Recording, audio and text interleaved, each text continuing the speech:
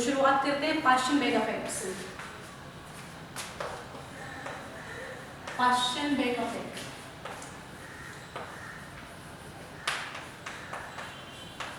देखो जीमन इफेक्ट और पाश्चन back effect में डिफरेंस क्या है। जीमन इफेक्ट में जो मैग्नेटिक फील्ड हम अप्लाई करते हैं वो बहुत ही लाइट मैग्नेटिक फील्ड होता है, यानी कि बहुत ही वीक इफेक्ट होता है। लेकिन पाश्चन बैक उस टाइम पे होता है जब मैग्नेटिक फील्ड जो आपने अप्लाई किया वो स्ट्रॉन्ग हो। When a strong magnetic field is applied, when a strong magnetic field is applied,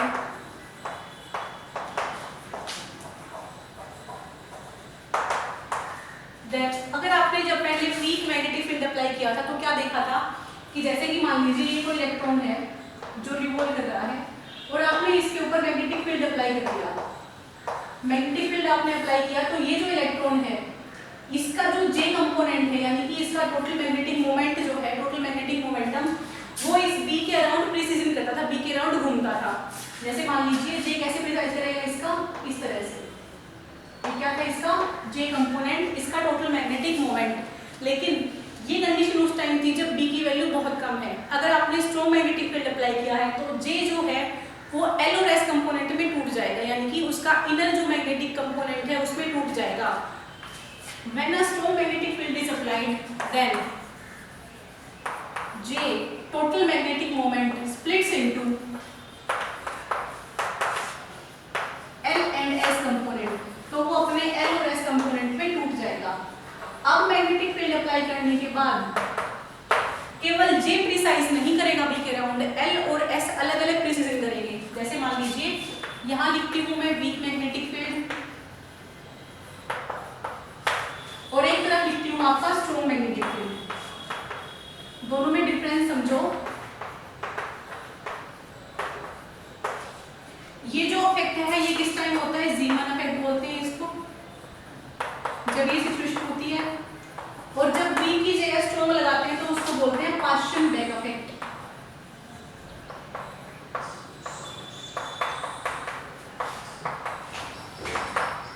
जब आपने वीक मैग्नेटिक फील्ड अप्लाई किया तो बी के अराउंड जो प्रिसिजन हो रहा था वो किसका हो रहा था, जे का। ये बी है और इसके अराउंड जो प्रिसिजन था वो किसका था, जे का। लेकिन जैसे ही आपने स्ट्रॉन्ग मैग्नेटिक फील्ड अप्लाई किया तो बी के अराउंड क्या प्रिसिजन होगा, एक एल प्रिसिजन करेगा और एक क्या करेगा, एस। एक प्रिसिजन बी के अराउंड एल का हो रहा है, यानी कि ऑर्बिटल मैग्नेटिक मोमेंट का हो रहा है, दूसरा किसका हो रहा है, स्पिन मैग्नेटिक मोमेंट का। तो ये कंडीशन उस टाइम है जब आपने लो मैग्नेटिक फील्ड की जगह अप्लाई कर दिया, स्ट्रॉन्ग मैग्नेटिक फील्ड अप्लाई कर दिया। और इसी इफेक्ट को बोला जाता है पाश्चन बैक इफेक्ट। पहले तो जो जीमन लाइंस थी वो किस पे डिपेंड कर रही थी, जे की वैल्यू पे डिपेंड कर रही थी। लेकिन पाश्चन बैक इफेक्ट में जो नंबर ऑफ लाइंस होंगे वो किस पे डिपेंड करेंगी, एल और एस दोनों की वैल्यू पे डिपेंड करेंगी। ठीक है, तो उसका फॉर्मूला लिखते हैं। ये छोटी छोटी सी बातें हैं ध्यान रखने की कि पाश्चन बैक इफेक्ट क्या होता है और जीमन इफेक्ट से वो कैसे अलग है। तो ये दो बात समझ में आई कि जब वीक मैग्नेटिक फील्ड था तो केवल जे की वैल्यू पे डिपेंड कर रहा था। जब हाई मैग्नेटिक फील्ड है यानी मैग्नेटिक फील्ड स्ट्रॉन्ग है तो जे की जगह वो एल और एस उसके इंडिविजुअल कंपोनेंट पे डिपेंड कर रहा है। अब देखो नंबर ऑफ लाइंस क्या होंगी। उस केस में क्या लाइंस थी, 2 × J1 + J2 और 2 J1 + 1। इसमें लाइन क्या हो जाएंगी, 2 × L + S, ये क्या हो जाएंगी सिग्मा लाइंस। और 2 × L + 1 ये क्या हो जाएगी पाई लाइंस। तो देखो पाश्चन बैक इफेक्ट में वो L और S दोनों की वैल्यू पे डिपेंड करता है, लेकिन जीमन इफेक्ट में वो केवल और केवल J की वैल्यू पे डिपेंड करता था। इस केस में एनर्जी की शिफ्ट जो होगी, जीमन इफेक्ट में एनर्जी की शिफ्ट क्या थी, एनर्जी की शिफ्ट बताओ, पिछली वीडियो में ही आपको समझाया था। डेल्टा लिखते हैं GJ mu B B delta mj। इस केस में क्या होगी, ये किस टाइम है, जीमन इफेक्ट के केस पे। और जब आपके पास पाश्चन बैक आ जाएगा तो एनर्जी शिफ्ट क्या हो जाएगी, G एज इट इज रहेगा, mu B as it is. Field जो आपने अप्लाई किया वो ऐसे कैसे, डेल्टा mj पे डिपेंड ना करे, किस पे डिपेंड करेगा, delta 2ml delta ml plus 2 delta ms, इस पे डिपेंड करेगा। यानी कि जो डेल्टा mj है वो किस पे चेंज हो गया, ml और ms पे चेंज हो गया। तो अब जो एनर्जी की शिफ्ट है वो इन पे डिपेंड करेगी। टोटल एनर्जी के लेवल क्या होंगे, नंबर ऑफ एनर्जी लेवल्स वो हो जाएंगे 2l plus 1 into S plus 1, और नंबर ऑफ डिस्टिंक्ट स्टेट क्या हो जाएंगी, total number of distinct state, ये फॉर्मूले सब याद रखने के हैं। नंबर ऑफ डिस्टिंक्ट स्टेट क्या हो जाएंगी, ml प्लस 2 ms। तो यहाँ तक की बात थी, आपको पार्शियल बैक इफेक्ट में समझेंगी। बाकी पार्शियल बैक में और जीवन इफेक्ट में इतना कोई डिफरेंस नहीं है, सिर्फ एक ही डिफरेंस है कि जे जो है वो अपने एल और एस कंपोनेंट में टूट जाता है। तो जे की वैल्यू पे डिपेंड ना करके जो भी स्प्लिटिंग है, जो भी एनर्जी की शिफ्ट है, वेवलेंथ की शिफ्ट है या फिर नंबर ऑफ लाइंस है, वो जे पे डिपेंड ना करके एल और एस की वैल्यू पे डिपेंड करती है। यही जो डिफरेंस था वो था आपका सीमन इफेक्ट में और पार्शियल बैक इफेक्ट में। अब अगला जो टॉपिक पढ़ना है वो पढ़ना है आपको स्टार्क इफेक्ट। देखो कभी भी इसमें से न्यूमेरिकल नहीं आते, न्यूमेरिकल जो आता है वो आपका जीमान इफेक्ट पे ही आता है। इसमें से पूछा जाएगा तो छोटे छोटे फॉर्मूले पूछे जाएंगे या फिर थ्योरी में से कोई एक कंसेप्ट पूछ लिया जाएगा। तो आपको इनकी पार्शियल बैक इफेक्ट की और स्टार्क इफेक्ट की थ्योरी पता होनी चाहिए कि इसकी थ्योरी में क्या था। अब पार्शियल बैक इफेक्ट कंप्लीट हो गया है, अब पढ़ना है हमें स्टार्क इफेक्ट। ठीक है, तो अब पढ़ते हैं स्टार्क इफेक्ट। इसको नोट कर लो एक बार, उसके बाद लिखना स्टार्क इफेक्ट हेडिंग बना के अलग से। देखो अब तक जो भी इफेक्ट हमने पढ़े हैं, सीमन इफेक्ट पढ़ा हो चाहे पार्शियल बैक इफेक्ट पढ़ा हो, उसमें एनर्जी के लेवल की स्प्लिटिंग कब हो रही थी, जब आप बाहर से कोई मैग्नेटिक फील्ड अप्लाई कर रहे थे। मेरे पीछे जो लिखा हुआ है वो लिखा हुआ है स्टार्क इफेक्ट। स्टार्क इफेक्ट में एनर्जी के लेवल की स्प्लिटिंग होगी, लेकिन किस टाइम, जब आपने मैग्नेटिक फील्ड नहीं इलेक्ट्रिक फील्ड अप्लाई किया हुआ। क्या डेफिनेशन है स्टार्क इफेक्ट की, splitting of atomic energy level in the presence of external electric field. Difference सिर्फ एक वर्ड का है, कौन से का, इलेक्ट्रिक फील्ड का। पहले आपने जो पढ़ा था वो पढ़ा था splitting of atomic energy level in presence of external magnetic field, और स्टार्क इफेक्ट क्या बताता है, इन प्रेजेंस ऑफ इलेक्ट्रिक फील्ड। उसको क्या बोला जाएगा, स्टार्क इफेक्ट। स्टार्क इफेक्ट जो होता है वो दो टाइप का होता है, कौन से, वीक फील्ड स्टार्क इफेक्ट और स्ट्रॉन्ग फील्ड स्टार्क इफेक्ट। यानी कि एक कंडीशन उस टाइम पे जब आपने जो इलेक्ट्रिक फील्ड अप्लाई किया है वो बहुत ही वीक है, और एक कंडीशन उस टाइम पे जब आपने जो फील्ड अप्लाई किया वो कैसा है, स्ट्रॉन्ग है।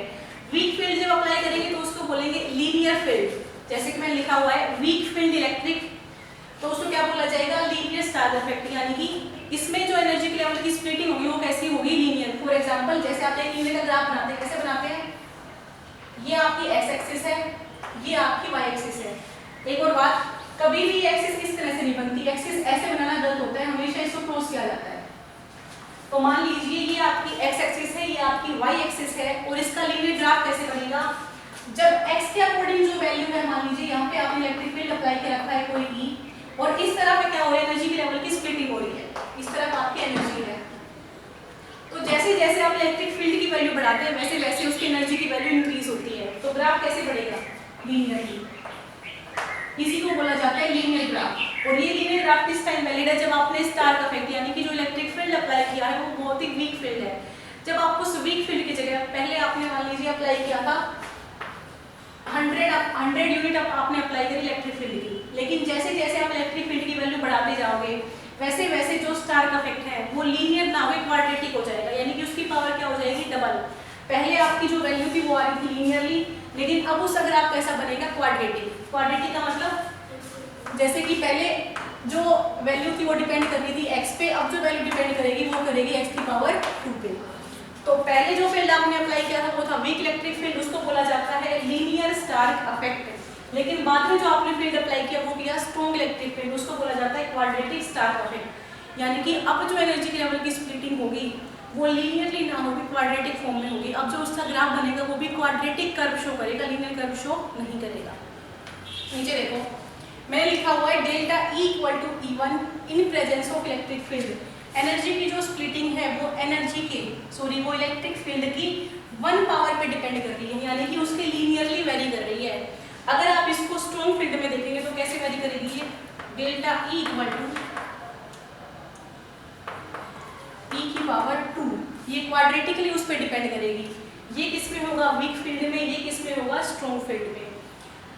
Selection rule for weak Stark effect. Weak Stark effect यानी कि जो आपने इलेक्ट्रिक फील्ड बहुत ही कम अमाउंट में अप्लाई किया है, तो उस केस में सिलेक्शन रूल क्या होगा, delta M J equal to 0 plus minus 1, यानी कि एम जे में जो चेंज है वो या तो 0 होगा या फिर प्लस माइनस 1 होगा। इस केस में कंडीशन जो अलग से वो क्या है, एम जे का जो ट्रांसफर है यानी कि इलेक्ट्रॉन की जो ट्रांजिशन है वो एम जे 0 से एम जे 0 में हो सकती है, पॉसिबल है।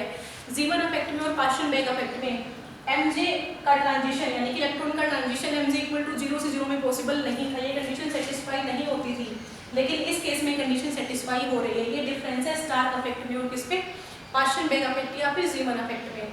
इसमें क्या है, डेल्टा जे की वैल्यू 0 है तो एम जे से M J transition equal to 0 ये पॉसिबल है, जीवन और पार्शियल बैक में पॉसिबल नहीं था। जब आप मैग्नेटिक फील्ड अप्लाई करते हैं तो ये ट्रांजिशन पॉसिबल नहीं होता, लेकिन जब इलेक्ट्रिक फील्ड अप्लाई करें तो ये ट्रांजिशन पॉसिबल है। इधर देखो मैंने क्लाउड में क्या बना के लिखा है headline, application of electric field removes only L degeneracy. जो आपने इलेक्ट्रिक फील्ड अप्लाई किया है उससे स्प्लिटिंग पे कोई डिफरेंस नहीं पड़ा ऐसा, उसका सिर्फ एक ही काम है, जो इलेक्ट्रॉन की डीजेनरेसी है एल में उसको खत्म करना। मान लीजिए पहले आपका इलेक्ट्रॉन ग्राउंड स्टेट में था, हाइड्रोजन एटम भी ग्राउंड स्टेट में था, तो ग्राउंड स्टेट में क्या होता है, n की वैल्यू 1, अगर n की वैल्यू 1 है तो l की वैल्यू क्या रहेगी 0, तो इसमें तो ये ऑलरेडी डीजनरेटेड है, इसको क्या इसको तो डीजनरेट करना पॉसिबल ही नहीं है। तो इधर देखो डेल्टा E1G इक्वल टू 0, ये क्या रिप्रेजेंट कर रहा है, इलेक्ट्रॉन की जो डीजनरेसी है ग्राउंड स्टेट में, G का मतलब है ग्राउंड स्टेट में, तो उसमें एनर्जी लेवल की स्प्लिटिंग नहीं होगी। ग्राउंड स्टेट में कोई भी एनर्जी लेवल की स्प्लिटिंग नहीं होगी क्योंकि उसमें L की वैल्यू ऑलरेडी 0 है, नो एनर्जी स्प्लिटिंग, क्योंकि n की वैल्यू क्या है 1 और l की वैल्यू क्या है 0। तो इस केस में एनर्जी लेवल की स्प्लिटिंग नहीं होगी। कब होगी स्प्लिटिंग, जब इलेक्ट्रॉन जो है वो एक्साइटेड स्टेट में होगा, यानी कि l की वैल्यू 0 ना होगी। तो देखो एग्जांपल देखते हैं एक बार, इसको इरेज कर रही हूं मैं,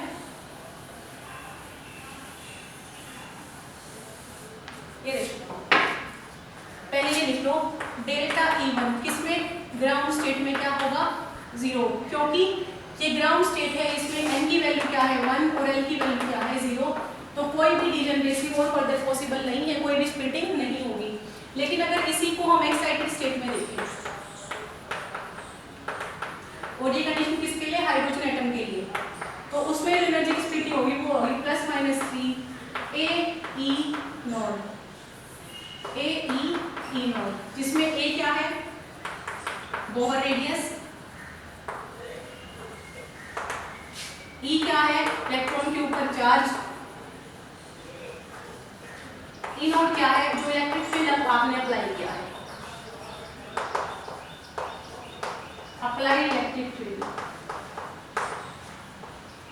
तो इसमें कुछ ना कुछ एनर्जी की स्प्लिटिंग होगी, क्यों, क्योंकि आपकी एक्साइटेड स्टेट है, मान लीजिए n इक्वल टू 1 से n इक्वल टू 2 में चला गया, n इक्वल टू 2 है तो l की वैल्यू क्या हो जाएगी 1, और सॉरी l की वैल्यू 0 से लेके 1, क्योंकि l की वैल्यू क्या होती है 0 से लेके n माइनस 1 तक, तो l की वैल्यू क्या होगी 0 और 1, तो l की स्प्लिटिंग दो लेवल में होगी 0 और 1 में। तो इस केस में l की डीजनरेसी रिमूव करना पॉसिबल है, इस केस में पॉसिबल नहीं था क्योंकि l की वैल्यू ऑलरेडी 0, तो उसको डीजनरेट हम नहीं कर सकते, इसमें डीजनरेसी पॉसिबल है। तो ये दो बात ध्यान रखने की स्टार्क इफेक्ट में, कि जब ग्राउंड स्टेट होती है तो कोई भी एनर्जी की स्प्लिटिंग नहीं होगी, जब एक्साइटेड स्टेट होती है हाइड्रोजन एटम की तो उसकी इलेक्ट्रॉन की एनर्जी की स्प्लिटिंग पॉसिबल है, और क्या होगी स्प्लिटिंग प्लस माइनस 3 AE0। यही फॉर्मूले आपको इसमें याद रखने थे। अब हमने पढ़ लिए हैं जीमन effect, partial Back effect, Stark effect. अगला जो टॉपिक पढ़ना है वो पढ़ना है स्टर्न गार्लेट एक्सपेरिमेंट, स्टर्न गार्लेट एक्सपेरिमेंट।